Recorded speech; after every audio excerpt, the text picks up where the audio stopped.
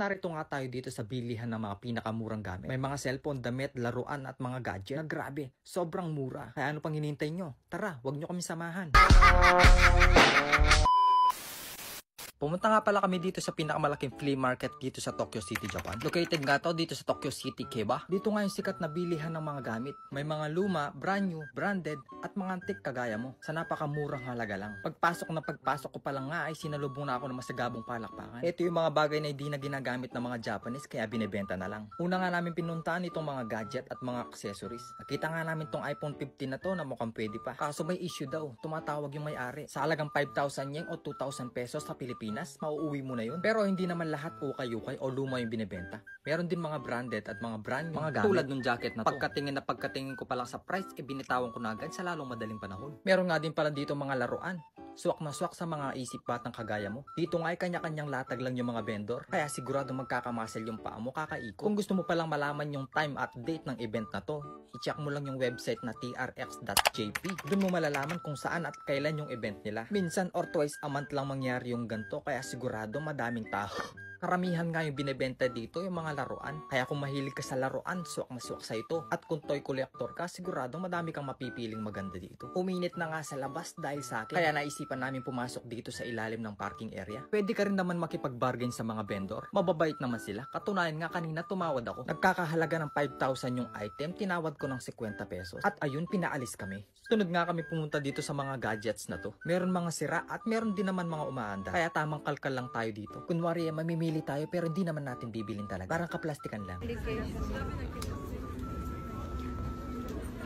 At kung nagugutom na nga yung mga bulati mo, pwede ka naman kumain dito sa gilid. Ang problema lang wala silang fishball. Kaya mag-retreat tayo. At eto, kung mahilig ka sa mga bags, pwede sa ito. Iba-iba nga yung price, depende sa brand at condition nila. Kaya magtyaga ka lang mangalkal. At dito nga nakakita kami ng tambak at sobrang daming ukay-ukay na damit. Sa halagang 100 yen o 35 to 40 pesos sa atin sa Pilipinas. Ito 100 yen lang. Natumbas siya ng mga 35 to 40 pesos sa Philippines. Ano pang ginagawa nyo? Tara na. May nakita akong maganda dito. Ito. Ayaw mo to? Ayaw mo to? Talagang nagigipaglaban sa karapatan, no? At yan nga yung mga nabili namin. Wala pang 300 pesos yan. Madami pang mga good conditions kaya matyaga ka lang mangalkal. At yun, umikot na nga agad kami kasi hanggang 2:30 lang sila. Ang init nga kanina, buti nga ngayon makulimlim na. Tapos na kasi yung winter dito kaya tapos na siya. Sa sobrang daming pagpipilian, di mo na alam kung ano yung bibilhin mo. At buti na nga lang wala kaming pambili. Kaya kung pupunta ka dito, sigurado magdala ka ng madaming pera. Kasi hindi ka lalabas dito nang walang bitbit. Yung binili ha, hindi yung nakaw. Magkaiba yun. Yan nga yung tablet na yan, okay pa yan. Sa halagang 2,000 pesos, mauuwi mo na yan. Kaso may konting issue. Nagtatype siya mag-isa sa madaling araw. At kung napadaan ka nga lang dito at wala kang budget, huwag ka mag-alala. Dahil minsan pinifree na rin nila. Tara, umbisa natin pre.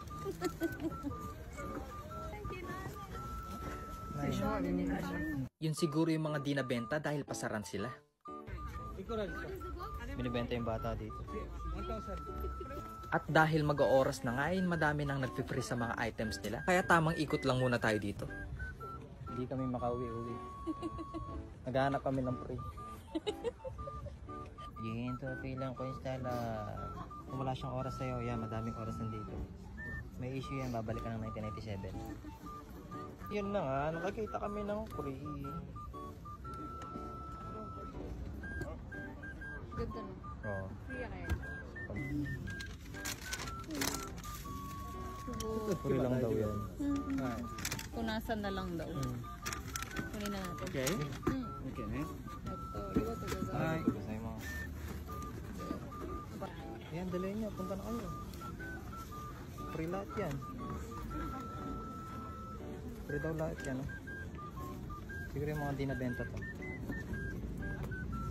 At linagay na nga namin dito sa bag ni Doraemon yung mga nakuha naming free. Tuwang-tuwa nga kami dyan. Dahil di namin lubos maisip na ang gwapo ko. Kaya tips lang kung gusto mo magka-free. Pumunta ka pag pasara na sila. At magdala ka pala ng malaking lalagyan. Dahil sigurado mapupuno yan. Hanap lang ng free. Ay guys, pauwi na kami. Malulugi na daw sila eh. Kanina pa daw kami ikot ng ikot. At Dahil dyan hanggang dito na lang. Hanggang sa muli natin pakikita. Bye bye, Janet!